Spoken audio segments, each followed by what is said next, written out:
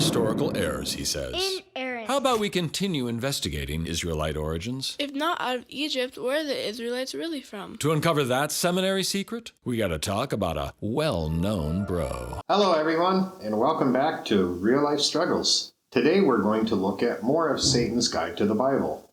In this video, Satan makes some more claims about history, the history of the Israelites. Let's see what he has to say. He one of my bros? He's a bro beloved by Christian bros, Jewish bros, even Muslim bros. That's a heck of a bro. In the 17th chapter of the book of Genesis, God is broing out with him too.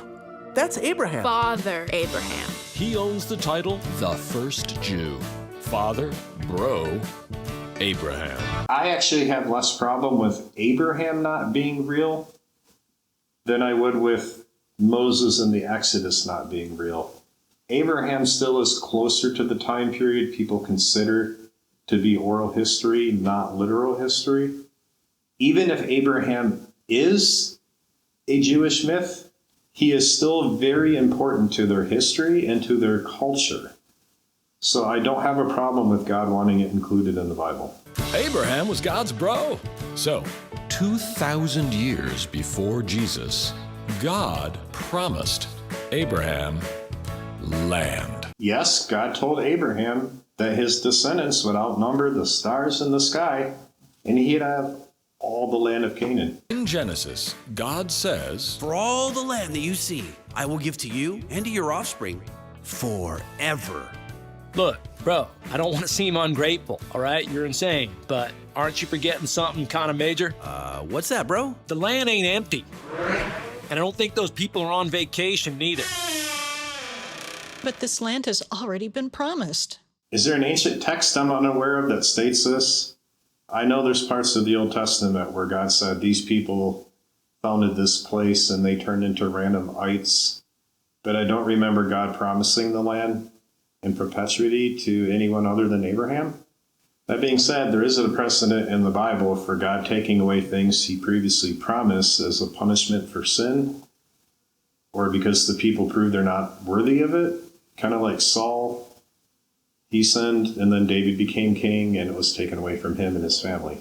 So, the promised land was already promised to who? We who? That's who. Promised to Canaanite peoples. The Canaanites? The Canaanites were the indigenous tribes living in Canaan. Looks like a lot of ites. Yeah, etc. ites. I would say correct, but this video is obviously skewed towards Satan and his theologians, not Jesus. These ites never got a promise from me. The only one here who got a land promise from me is my bro Abraham. It's my land, I made it, and I can give it freely. Any chance we could take a vote on that? If you read the Old Testament, the Canaanites were not exactly immoral and peaceful people. They practiced some pretty wicked things, like child sacrifice. God considered them to be pretty evil, and I don't have a problem with the biblical perspective of God having the Jewish people conquer the land.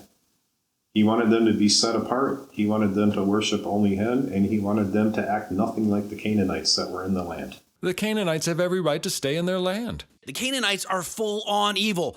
The iniquity of these Canaanite tribes was so pronounced, they were so vile and so evil. All sorts of abominable practices. They get to the point where they're actually sacrificing their children. So it's not as though they're just people who are wearing tattoos or eating shrimp, unlike the Israelites. So pretty much what I said. The Canaanites are the bad guys, children. He that is not with me is against me. Verily then. Yes, there are multiple verses that say that. Here's a few. Okay, the Canaanites, according to evangelical scholars, are so awful they deserve to lose their homes. God simply wants to steal the Canaanites' land. Well, the Bible does say that all of the earth belongs to God anyway. And there's very few countries on this earth now that are on land that wasn't taken from someone else at some point in history. I'm not saying it's justified, just saying it's not the first time this happened. And not the last. But God's plot to steal the Canaanites' land is about to take an unexpected turn. Stealing or divine punishment? I'll leave it up to the viewers to decide. So when the archaeologists look at the material culture of early Israelite villages, they're continuous with the material culture of Canaanite culture. It's the same culture.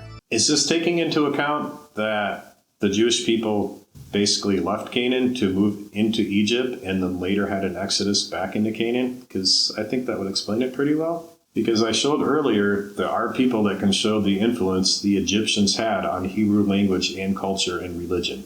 It seems this guy thinks the Hebrew people, the ancient Hebrews, were just people that lived in Canaan and decided to conquer their neighbors. If he's going to try to say this is a bad thing, I just want to point out he does seem to be of European ancestry, so his ancestors did this kind of thing for hundreds of years. What?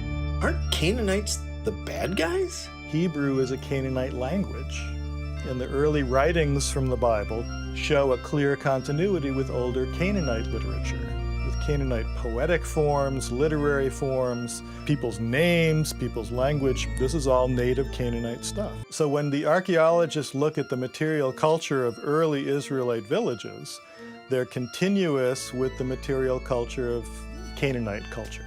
It's the same culture. This could be explained by the fact they were originally Canaanite, but they went to Egypt to avoid a famine. Evidence that Israelites worshipped the Canaanite god El is written into the name Israel itself. It is? Including the name Israel itself, which originally meant something like El rules. El rules? Who rules? The Canaanite high god, El. El rules. Yeah, I'm going to call citation needed on this one. Israel comes from the fact that Jacob struggled with God. Isra means to struggle, and El comes from Elohim, which was a Hebrew name for God. So the combination of archaeological evidence and textual and linguistic evidence makes it seem pretty obvious that the early Israelites were Canaanites. You have taken quite a few liberties with the textual evidence, which leads me to question the supposed lack of archaeological evidence. Whoa. Gosh. Can it be? The Israelites are another group of ites from Canaan.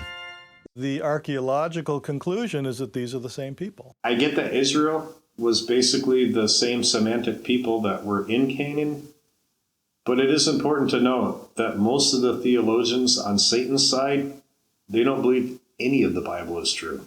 Israelites cannot be Canaanites. Hello? Anyone with a brain available? Why lie about escaping Egypt? Inventing fantastic origin stories is what everybody did.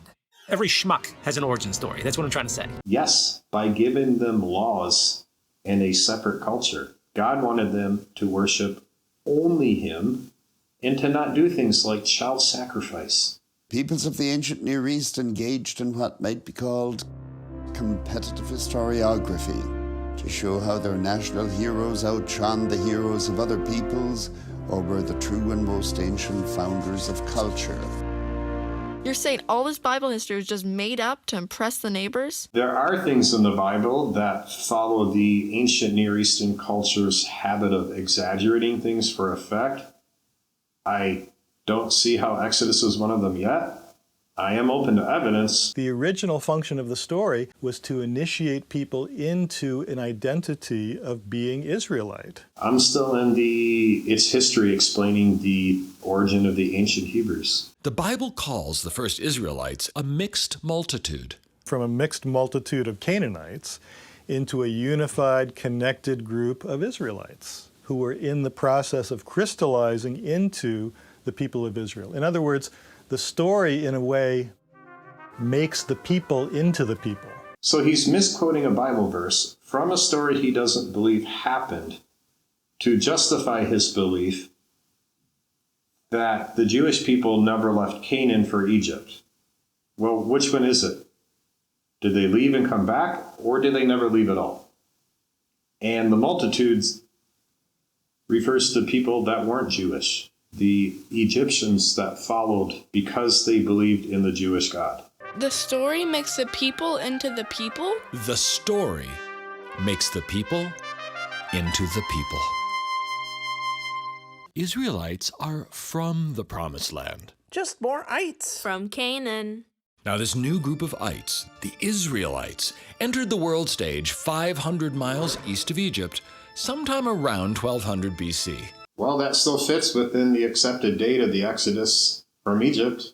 Perhaps, as Amos Funkenstein suggests, Israel's conviction that it was God's chosen people was a compensation. Isn't it always? For its awareness of its belatedness on the historical scene.